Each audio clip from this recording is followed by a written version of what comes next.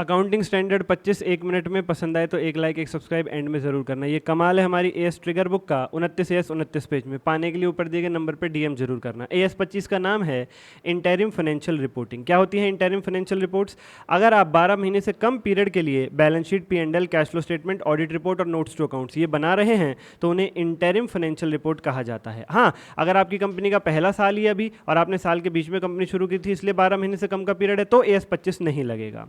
As 25 कोई mandatory as नहीं है, वो नहीं कहता कि तुम इंटरिम फाइनेंशियल रिपोर्ट्स बनाओ, लेकिन अगर आप बना रहे हो तो फिर एएस 25 कहता है कि आरएमपीडी, रिकॉग्निशन, मेजरमेंट, प्रिंसिपल और डिस्क्लोजर के जो प्रावधान हैं वो वही लगेंगे जो मैं बताऊंगा।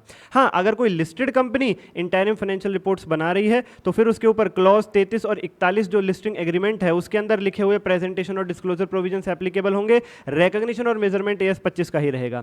इंटरिम फाइनेंशियल रिपोर्ट्स पर वेटेड एवरेज रेट से टैक्स निकालते हैं। प्रोविजंस इंटरिम फाइनेंशियल रिपोर्ट में भी बनाए जाते हैं। मेटिलिटी का भी ध्यान रखा जाता है। एक्रूअल कॉन्सेप्ट फॉलो किया जाता है। इनकम एक्सपेंस को डेफर नहीं किया जाता है।